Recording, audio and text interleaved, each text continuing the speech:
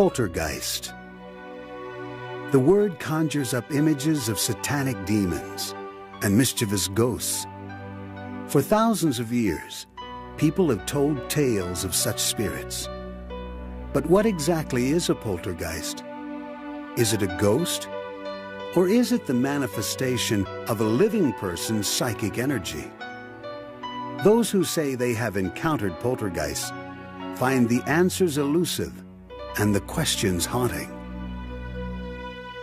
Stories span from a quaint New England inn to a farm in the mountains of Oregon, where poltergeists captivate witnesses with noisy disturbances and physical activity.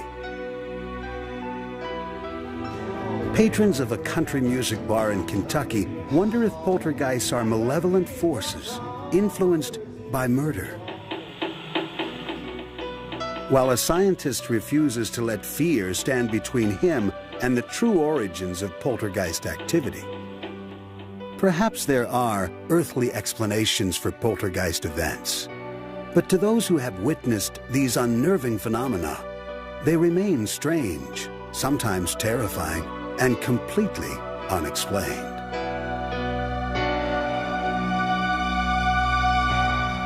Johnstone's Inn lies in the countryside village of Ashland, Massachusetts, 30 miles southwest of Boston.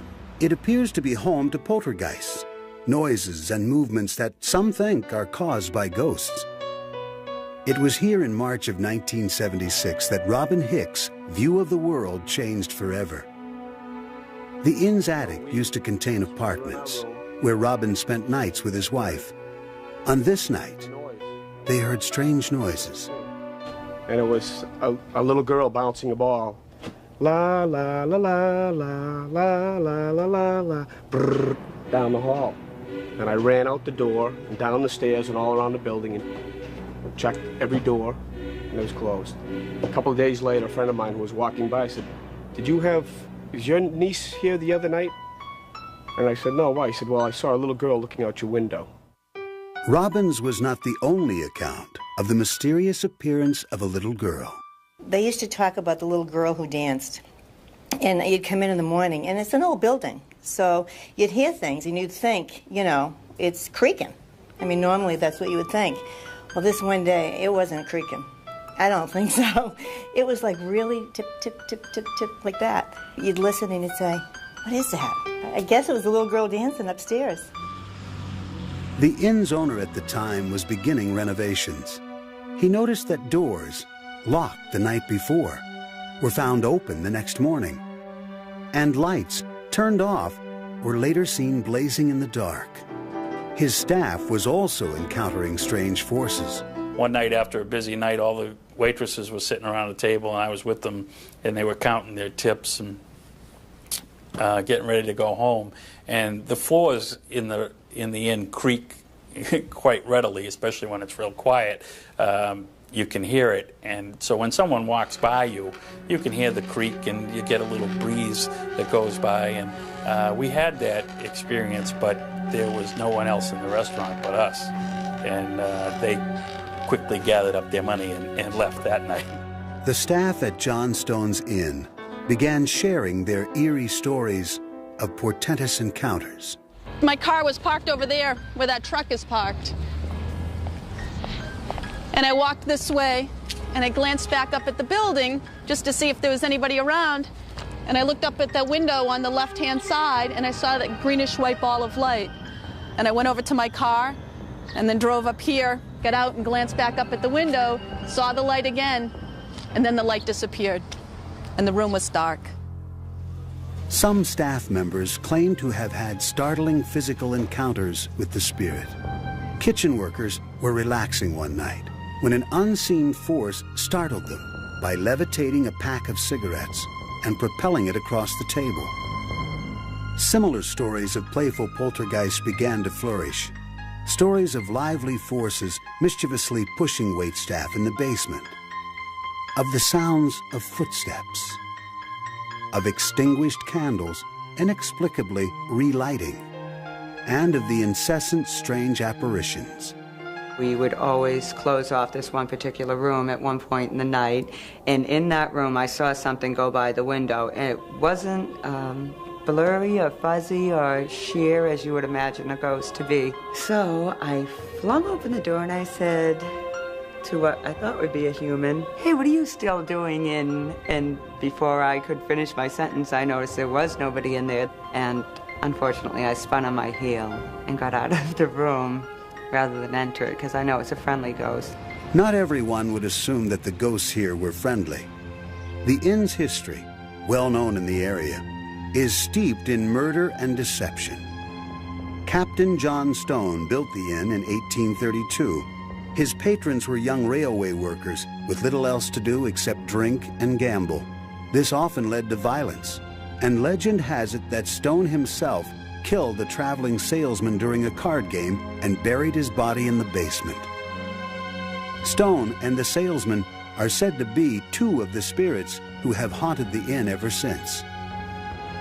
The inn has seen its share of tragedies, including the deaths of two people who were killed on the nearby railroad tracks.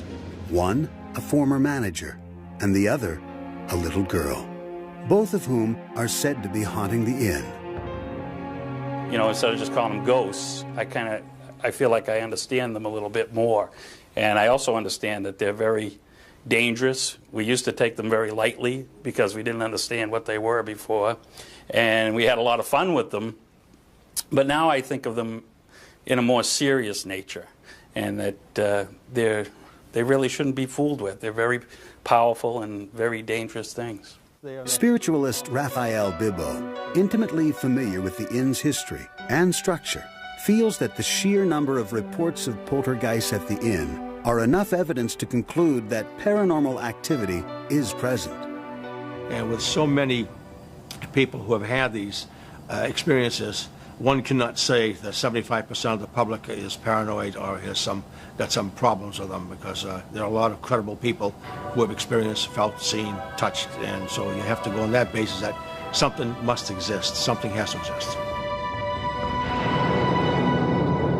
Unlike the apparitions associated with hauntings, poltergeists are phenomena involving real-life physical activity. Is the building itself a source of these activities? The inn, the thing that first caught me right off was that it's only about 50 or 100 feet away from the railroad tracks, and that's going to cause some pretty serious shaking of that building. Could the force of a passing train last long after the train has left, resulting in residual vibrations in the building? Could these have a significant impact on old walls and floors, resulting in unexpected sounds and movements? When there is movement between a beam and a post, for example, it will make a noise. Also, as it expands and contracts, the boards sitting on top of the beams will creak, they'll make noises, there'll be noises like clunks and bangs and things like that that can easily be translated as footsteps. Local historians point out that there is nothing in their records indicating any kind of paranormal reports at the inn since it was built. Well, as you learn in stuff like this, there's so much hearsay. As far as the paranormal stuff, no, there are no written records in town of anything unusual, except possibly we look research where a young girl was killed by the train. That might be attributed to the ghosts they talk about. Most of the people who visit or work at the inn are aware of its history of alleged hauntings and poltergeists. Are they simply misinterpreting a natural occurrence as a paranormal experience? When you do a magic trick, there is the way the trick goes in real life, and then there is the way that the people remember it. So when they remember something, it's much better than it ever was when it was performed. And it's the same type of thing, I believe, with sightings and paranormal activity like that. If you're in a receptive state of mind already to begin with, you will believe it. You will look for things and make connections that may or may not be there. Whether the poltergeists are real or not, one thing is certain. As long as the walls of John Stone's inn stand, the stories will never die. Many experts on paranormal events agree that children and adolescents can be magnets for poltergeist activity. Are children lightning rods for the paranormal? Frank and Jackie Walker raised their daughters Tara and Devin in a farmhouse in the Oregon mountains.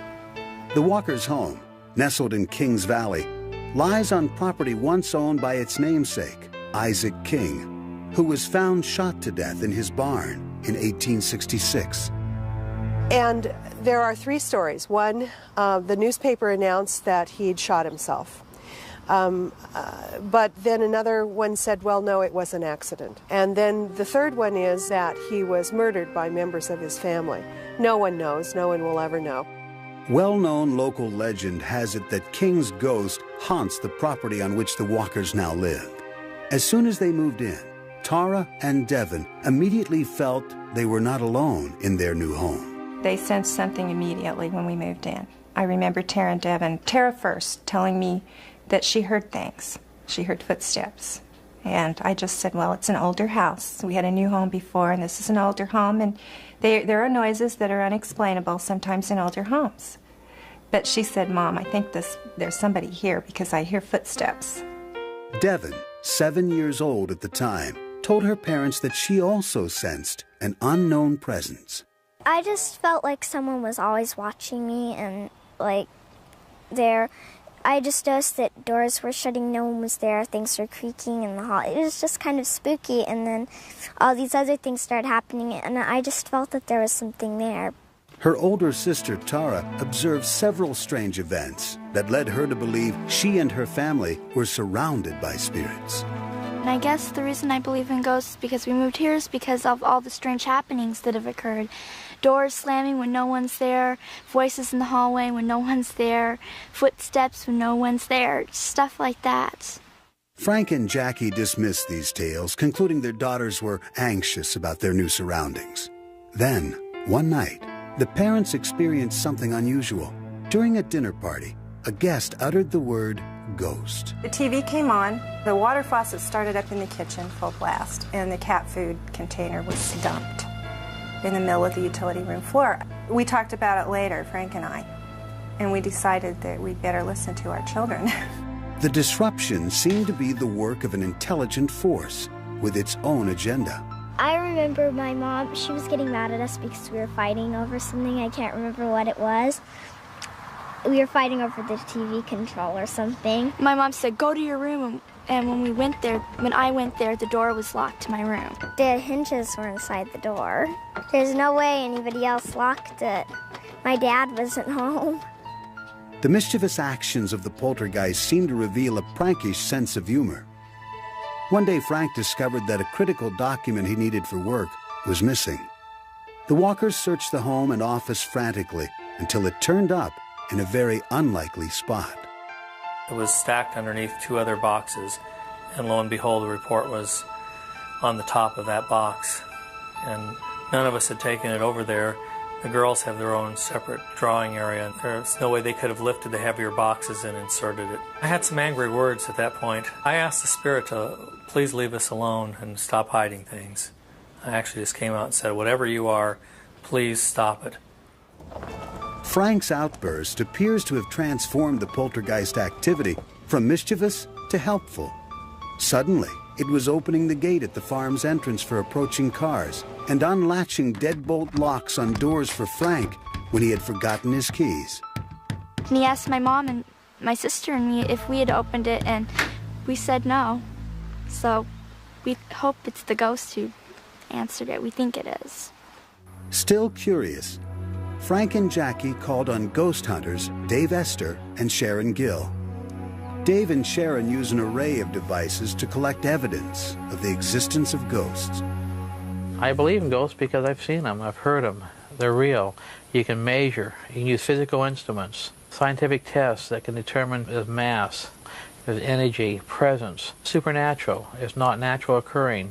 You can document it, measure it. Everybody thinks you need special equipment to do this, and that's absolutely not true. You can even use Polaroid. I got a couple that had different sort of swirls. Miss Jackie has gotten several like that as well. But that one particular day, behind her daughter standing in the office. There was a misty, it almost looked like it distorted the center of the picture. Dave and Sharon felt that the combination of photographic evidence, thermal readings, and the first-hand accounts were proof that a spirit was present. Because the idea of having a resident spirit was initially unsettling to the walkers, Dave and Sharon talked with them about their concerns. They felt very comfortable with us. They started watching for things and noting things that were happening and realized that they were not malevolent in nature. They were being more protected than anything. Having spent years trying to quantify spirit activity and researching the history of paranormal outbursts, Dave and Sharon understand the potential connection between poltergeists and adolescence, something the girls find both comforting and exciting. According to the ghost hunters, at least I think that's what they said, is that kids can sense the entities better than grown-ups. Is there truly a relationship between poltergeist activity and adolescent children? The classic poltergeist is a center of funny physical happenings, particularly object movements and percussive sounds, you know, raps and whatnot. The center being around an individual, often an adolescent, but not always. It wouldn't be without parallel for a rather isolated family with several children to develop poltergeist phenomena. Now, whether the emotional state triggers it off at the beginning in some way, and then when it happens adds to it and feeds backwards and forwards, we don't know. But the emotional state is in the person who's seeing the things around which they are happening. I don't think it's got anything to do with spirits at all. Poltergeist researchers feel that the emotional turmoil of adolescence can generate enough psychic energy to trigger poltergeist activity. Psychologists argue that reports of poltergeists are simply people's misinterpretations of ambiguous situations. Possibly what is being taken as a poltergeist may indeed be a prank. In this case, where you have little girls, it seems to me that they started as a prank. They may even have started to believe in it themselves. It's the kind of game that you play, and you keep on doing it, and you get to a point where you kind of forget how it all started, and it takes on a life of its own. It doesn't seem unlikely that you might be able to convince your parents of the same. Phenomena that seems to be centered around adolescence seems to reflect adolescence itself. Here we have little prankster things happening, doors opening and closing. Objects that should be in one place are found in another. And we have to ask ourselves, is this really the action of a ghost or more of the action of the adolescent? Another explanation is more mundane. The plumbing is noisy. Old plumbing systems in particular, but plumbing systems in general, can transmit voices. It is not unusual for people in single-family homes, for people in one home, to hear voices of their neighbors coming through a plumbing system. There is also a scientific explanation for the strange way the Walker's Gate at the farm's entrance occasionally opens when a car approaches it. As the wind tries to go around a solid body like a car or a building or something like that, the wind sort of piles up behind it, and as it tries to go around, it speeds up. So if you drive up to something like a gate, the wind coming around the car will speed up, and that can put more force on the gate and cause the gate to have the appearance of opening up automatically. The Walkers still believe they are at the center of paranormal activity, and the girls, for their part, strongly defend their beliefs. I would say, if you think I'm nuts, then you can come over to our house and you'll think you're nuts too. Love, murder, and betrayal, major themes in country music, are also the key ingredients to an ongoing series of poltergeist reports at Bobby Mackey's Music World, a popular honky-tonk in Wilder, Kentucky, across the river from Cincinnati, Ohio. Country singer Bobby Mackey opened the club in 1978. His wife, Janet, pregnant at the time, was apprehensive about the move. When she first saw the building, she sensed a malevolent force. I was hesitant about even wanting a nightclub to begin with. But when I saw that door open by itself, that freaked me out. But when we got inside, the lights kept coming on and off by themselves, and I could hear people talking.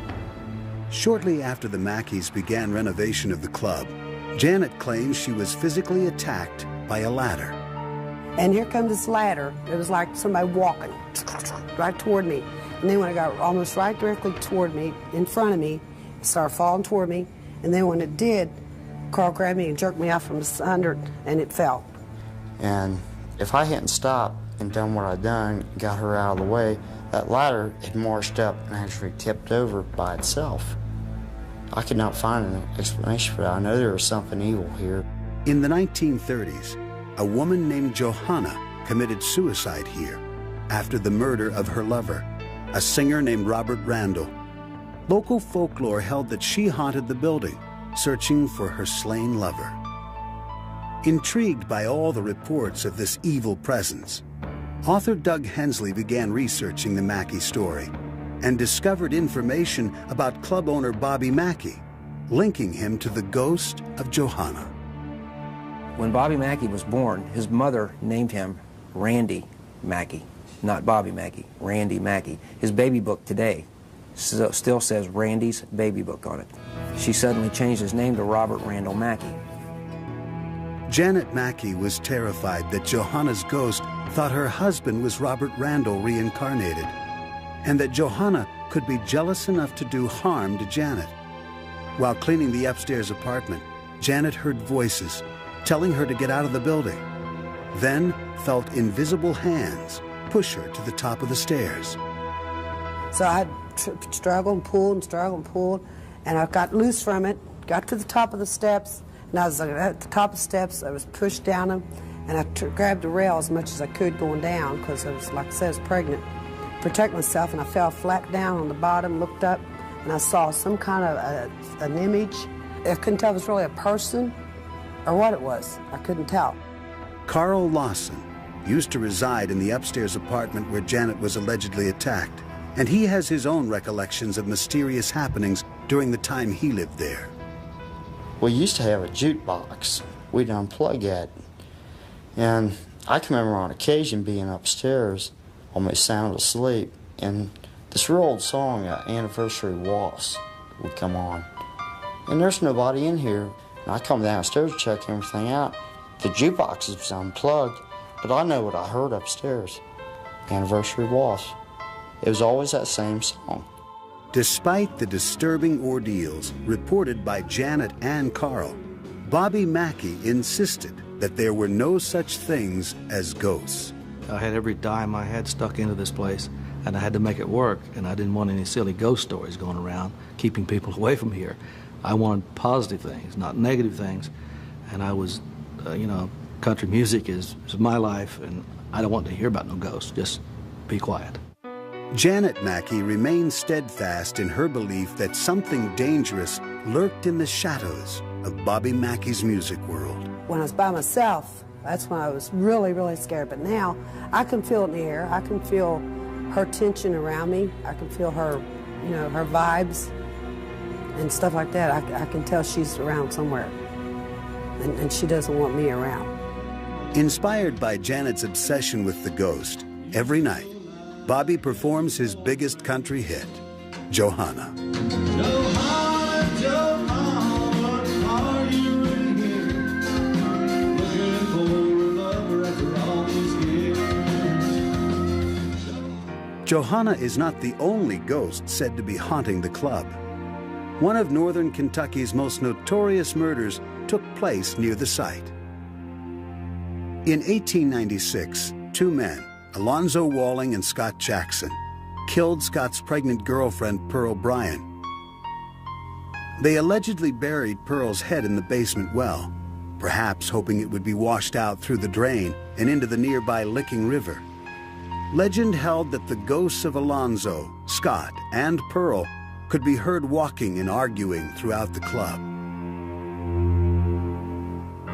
Bobby Mackey's chief of security thinks he once heard one of their arguments while investigating a possible burglary with a fellow officer. Sensing voices coming from behind the stage, he moved in to see who was there. So the officer on the left got up on stage, went through the door. I came to the right, went through the other door. We checked. There's no one behind that stage. Ever vigilant for reports of the ghosts, Larry was on duty at Mackey's one night when local resident Rich Lawson came to dance. The night Rich unexpectedly became part of the legend. So I was tightening my collar clips up to make sure they would not come off on the dance floor. And I was just humming and singing, and I was just real hyper and real primed and ready to dance. And a garbage can right beside the wash basin was sitting there, and it took violently off and slammed right up against the partition wall of the commode. And I turned around real violently, you know, wondering who's gaming with me or what's going to happen. What Rich saw shocked him. There before him stood the image of a man dressed in clothes from the turn of the century, complete with handlebar mustache. He never hit me, never punched me or nothing. But the bathroom was so hot, I was just trying to gasp for breath, and I was trying to get out of this bathroom, and I made it to the hallway in the bathroom. And I just got so weak, and I went completely unconscious. Larry Hornsby heard the commotion and found Rich's near lifeless form on the floor. When Rich awoke, he was terrified. He said he seen a figure and of a man wearing a big trench coat, like back in the old days, a mustache. When shown photos of Alonzo Walling, Rich recognized him as the man he had just seen.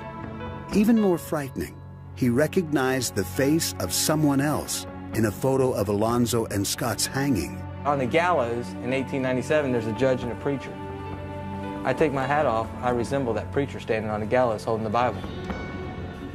Though Rich continued to be haunted by his experience, and he is aware of some kind of danger at Bobby Mackey's, he refuses to back down.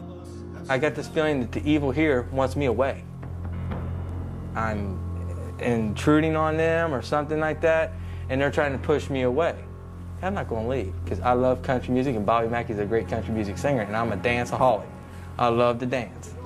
While Rich thought he was a target of malicious intent, Larry Hornsby felt it was his destiny to help save Rich and the others at Bobby Mackey's from Alonzo's angry ghost. So what I'm thinking, what my theory is, he wants me out of here. He'll do anything possible to get me out of here. But, like I said, he's evil, I'm good, and we're battling each other. Janet Mackey, however, was certain that strange occurrences at Bobby Mackey's music world targeted her and her alone. I think it's a personal thing. I really do. Nothing's ever happened to Bobby. Nothing's ever happened to my children. It's just me. As far as family, you know. Other people, yeah. But I'm talking family. Nothing's happened to my girls. Nothing's happened to him. It's just happened to me. So therefore, I feel that they're just after me. The regulars at Bobby Mackey's all felt that they were part of a struggle between good and evil, and they turned to a psychic to confront the evil poltergeist.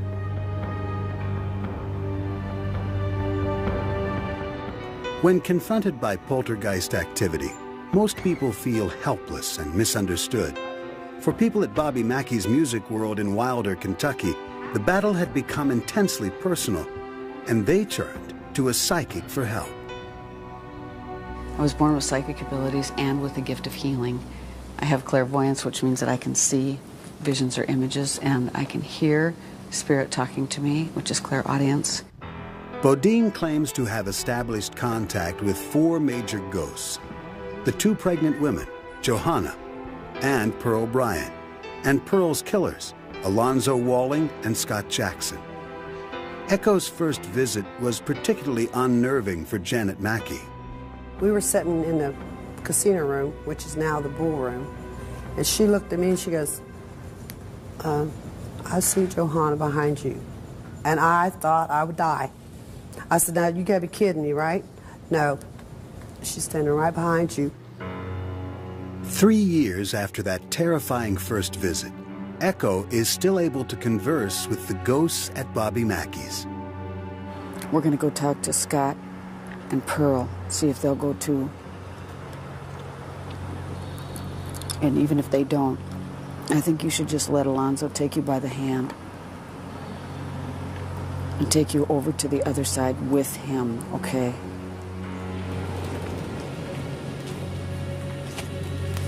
Standing right over there. Pearl, listen to me. Listen to me. Nope, she won't.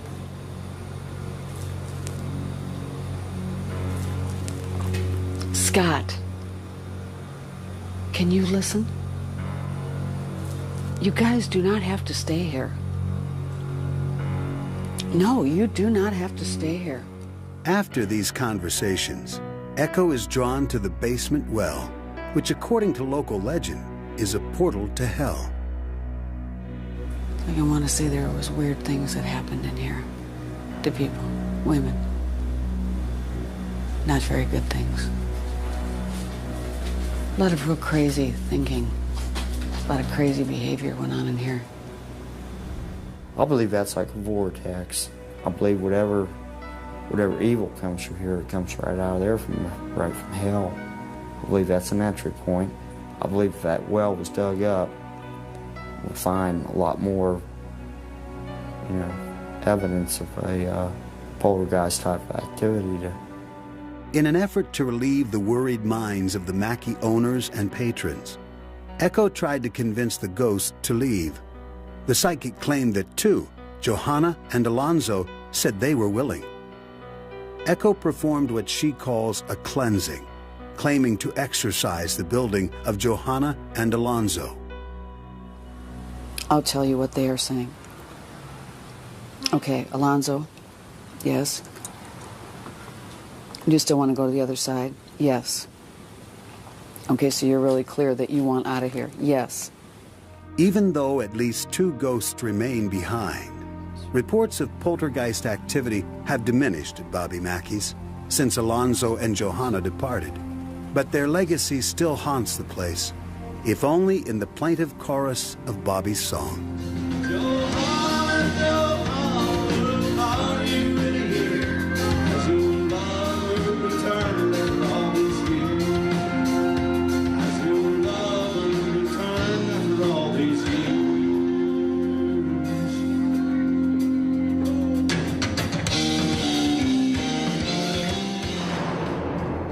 What do the people who report poltergeists at Bobby Mackey's have in common?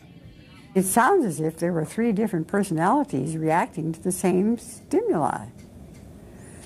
But they each had a different agenda, but they were all in a mental state to attract poltergeist activity.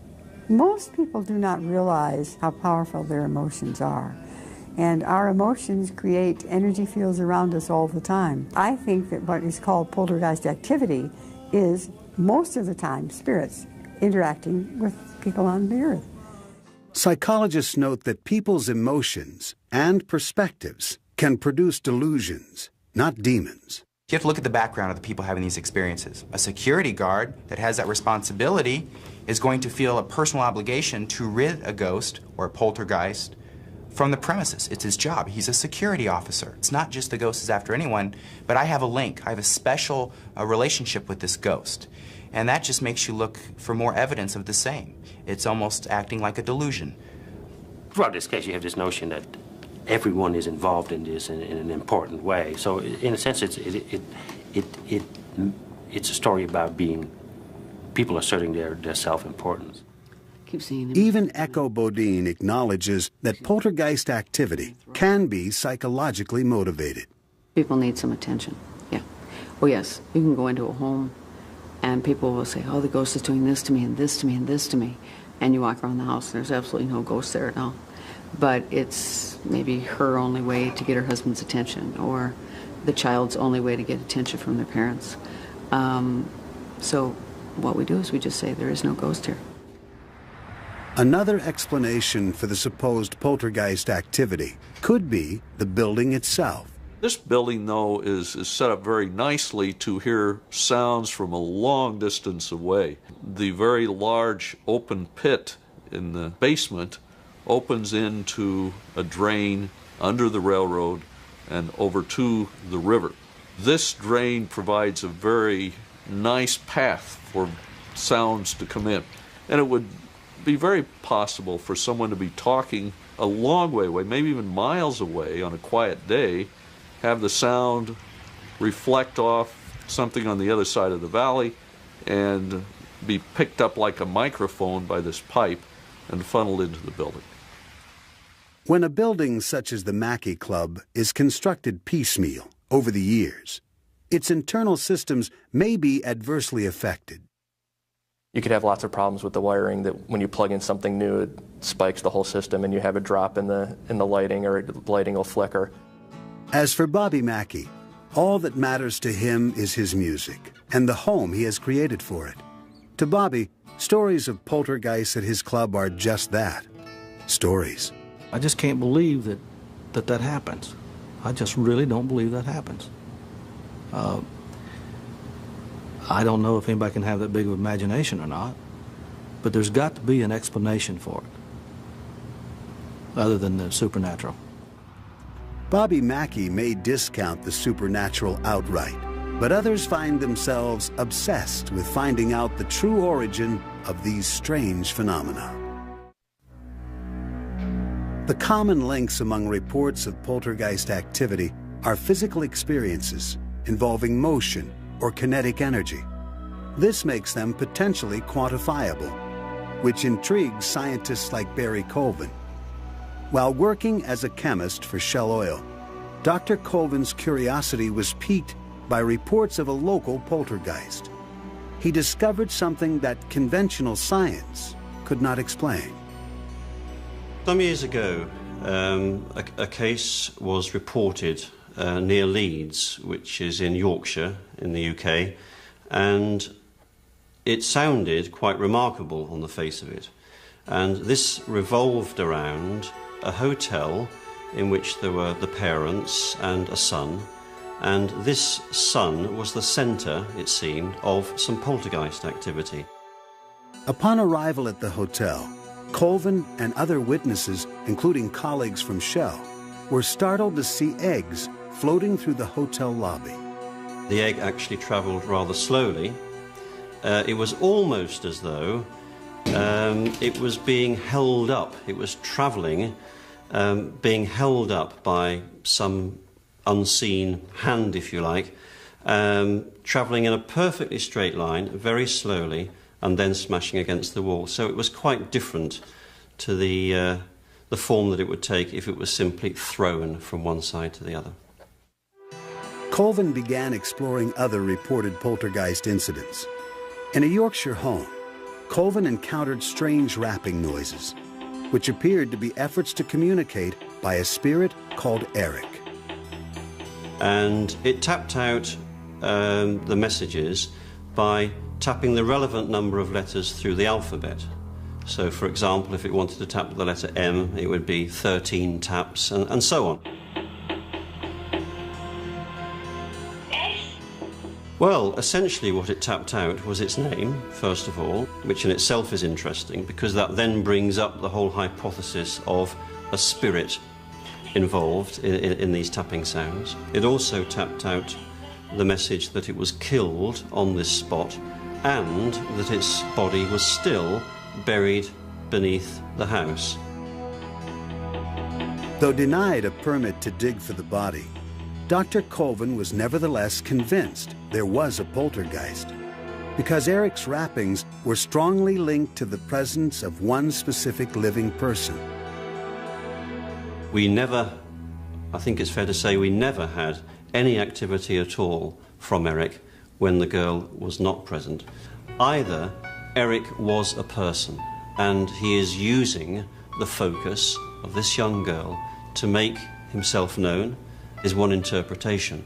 The other interpretation would be that since the force is objective and one cannot argue with that, that here we have a force which may be generated in the mind of possibly the girl, the mother, the two of them together, and simply they are generating a story of Eric for some unknown psychological reason.